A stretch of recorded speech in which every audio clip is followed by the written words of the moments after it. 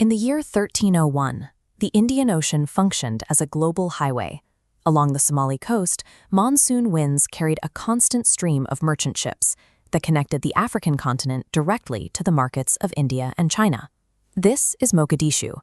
At the turn of the 14th century, it was a wealthy, sophisticated metropolis. It was famous for producing high-quality cloth exported as far as Egypt, governed by a sultan who commanded both the native Somali language and Arabic. The city was also a major intellectual hub. Its massive mosques served as centers for studying jurisprudence and global trade, training a class of scholars who were deeply integrated into the wider Islamic world. One of those scholars was young Sheikh Sa'id. He set out on a journey that would eventually rival the travels of Marco Polo, but his legacy was nearly lost to history. The collapse of Mogadishu's local archives over the centuries obscured the full scope of his life's work. To understand Sa'id's true impact, we have to look past the empty spaces in the local record. By reconstructing his path through surviving international sources, we see the Indian Ocean not as a barrier, but as a system of exchange that Sa'id mastered. Sa'id left the Somali coast as a teenager, writing established maritime trade routes across the Red Sea. His destination was the Hijaz, the spiritual and intellectual center of the 14th century Islamic world. He remained in the holy cities of Mecca and Medina for 28 years, placing him at the most prestigious sites of learning on the planet. He studied within the halakat system, circles of students gathered around recognized masters.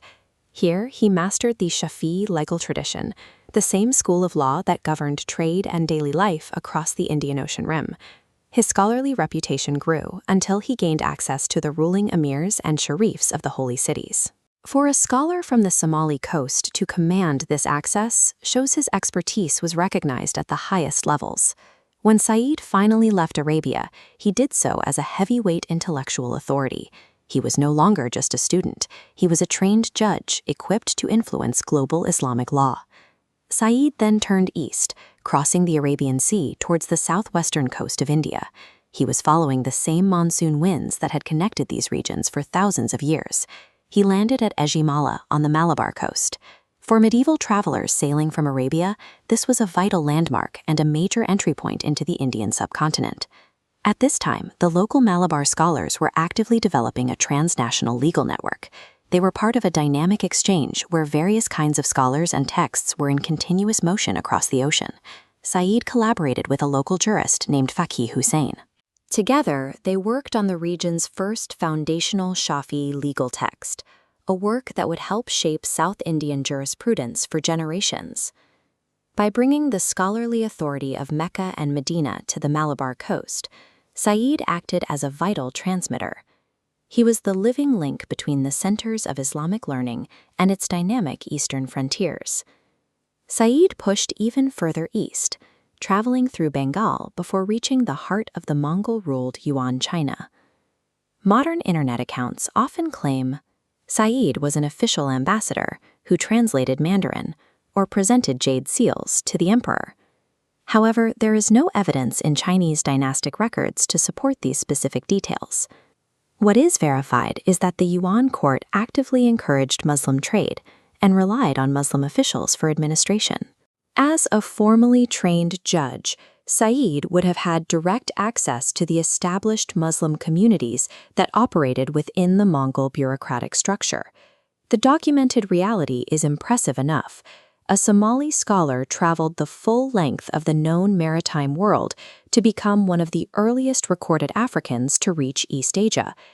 By the early 1340s, Sa'id was traveling back toward the west. He stopped once again at a mosque in Ejimala, India. It was in this mosque that he met a young Moroccan traveler heading in the opposite direction. His name was Ibn Battuta. Ibn Battuta would eventually write the Rihla, the most famous travelogue of the medieval era. It remains a primary source for much of what we know about the 14th century world. Historians have long noted a mystery in the Rihla. While Ibn Battuta's descriptions of most regions are based on his own travels, his account of China relies heavily on information gathered from other eyewitnesses. This led historian Peter Jackson to a significant hypothesis. As a highly trained scholar returning directly from the Yuan court, Sheikh Sa'id was likely Ibn Battuta's primary eyewitness source for his descriptions of China. If Sa'id's first-hand narratives provided the empirical foundation for the Rihlah's China sections, then a Somali scholar's observations shaped how the medieval Islamic world conceptualized the East. His life illustrates a Mogadishu that was an active participant in a global network, providing the information that defined the world's furthest reaches for generations.